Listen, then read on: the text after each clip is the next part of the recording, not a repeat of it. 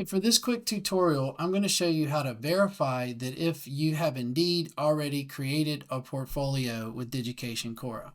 So first you would navigate to the course where you're using Digicaiton Kora. In this instance, we're going to use Spanish 1060 section 002. You can access Kora from many places, but we'll just select Digicaiton Kora from the menu here.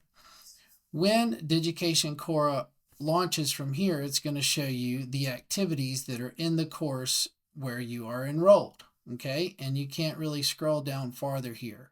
However, if you select the icon with the capital D and then go home, you will also see a more robust Digicaiton interface here.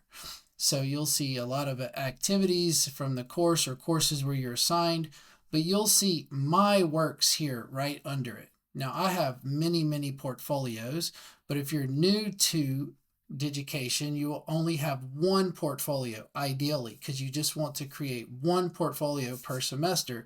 So you would have one portfolio here, and then you could open the portfolio and work, or you could go to the actual assignment and do the work and then make sure that you select submit.